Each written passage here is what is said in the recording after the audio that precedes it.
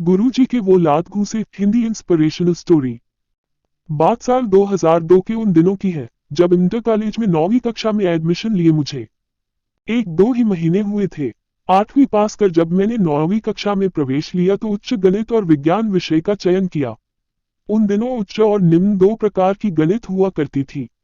उच्च गणित विज्ञान साइंस वर्ग के विद्यार्थी ही लेते थे और निम्न गणित कला वर्ग के। उन दिनों विज्ञान वर्ग के विद्यार्थियों का एक अलग ही रुतबा हुआ करता था। अगर किसी छात्र से पूछा जाता कि आप किस वर्ग के विद्यार्थी हो, अगर वह साइंस वर्ग का होता तो गर्व से सीना चौड़ाकर जवाब देता साइंस। यदि वह कला वर्ग का होता तो मुझे मन से जवाब देता आर्ट। उन दिनों साइंस वर्ग के विद्यार्थी पढ़ाकू माने जाते थे, जबकि कला वर्ग के विद्यार्थी शरारती और उद्दंड माने जाते थे। कुछ हद तक बात सही भी थी, क्योंकि साइंस उन्हीं को दी जाती थी जो पढ़ाई में अच्छे होते थे। इसी कारण से शिक्षक भी साइंस वर्ग के विद्यार्थियों को ही प्राथमिकता देते थे। साइंस के इसी रुतबे को देखते हुए मैंने भी 9वीं कक्षा में उच्च गणित ले ली और बन बैठा विज्ञान वर्ग का छात्र। शुरुआत में मैं कक्षा में पीछे बैठा करता था, और वैसे भी मुझ जैसे गांव के बुद्धू विद्यार्थी के लिए आगे जगह कहाँ थी। आगे तो शिक्षकों के लड़के और भाई भतीजे बैठा करते थे। पीछे बैठने का सीधा मतलब था कि कक्षा का सबसे बुद्धू और दुष्ट विद्यार्थी। उस दिन भी मैं हमेशा की तरह पीछे बैठा हुआ था। इंटरवल बंद हो चुका था। 5वां वादन कृषि विषय का था। लंबी चौड़ी कद काठी, छोटी छोटी मूंछें और पैरों में चमड़े के जूते।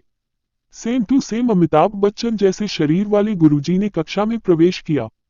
नाम था उनका श्री पूरन सिंह मेहता। गुरुजी ने आगे के कुछ लड़कों को उठाकर प्रश्न पूछे। उसके पश्चात उनका ध्यान मेरी ओर गया। ए बालक, खड़े हो जा, क्या नाम है तेरा? जी पवनेश, मैंने जवाब दिया। अच्छा, पिताजी का नाम क्या है? महेंद्र सिंह। मेरा इतना कहना था कि वो बिजली जैसी फुर्ती से मेरे पर झपट पड़े। साले, तेरे गोठ का बैल है महेंद्र सिंह। है। बूटों से दनादन 2 लात मेरे कूल्हे पर जमा दिए, साथ ही 2 मुक्के मेरी पीठ पर भी पड़े। साले पिताजी के नाम के आगे श्री लगाते हैं, इतना पता नहीं है तुझे? आ गया कृषि पढ़ने, मार मार के तेरा भूरकस निकाल दूंगा। मार पड़ने के बाद मैं चुपचाप बैठ गया। मैंने मन में सोचा यह उतनी बड़ी गलती भी नहीं थी जितनी मार मुझे पड़ी थी। इस घटना के कारण कक्षा में मेरी छवि और भी बदतर हो गई थी। इसी बीच हमारी अर्धवार्षिक परीक्षाएं हुई। परीक्षा का रिजल्ट देखकर कक्षा के सभी विद्यार्थी चौंक पड़े, क्योंकि मैंने कक्षा में प्रथम स्थान प्राप्त किया था। शिक्षकों के लड़कों और भाई भतीजों के भी उतने नंबर नहीं थे जितने मेरे थे, इसीलिए सभी का चौंकना स्वाभाविक था। परिणाम के दूसरे दिन जब पूरन सिंह मासाब कक्षा में आए तो उन्होंने मेरी तारीफ की और कहा, पवनेश तूने अच्छा काम किया था। तू अब से पीछे नहीं बल्कि आगे बैठेगा। मुझे उठाकर आगे बिठा दिया गया। समय का चक्र घूमता गया।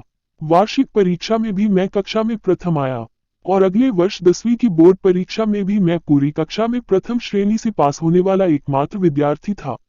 10वीं के बाद पिताजी के अन्यत्र चले जाने के कारण मुझे भी उनके साथ जाना पड़ा। आज मैं अब पूरे 30 साल का हो गया हूँ। मेरी स्मृति में रह रहकर पूरन सिंह मासाब आते रहते हैं।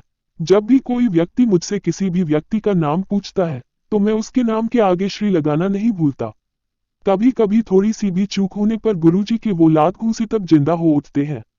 जिंदा हो उठती है उनकी वह सीख।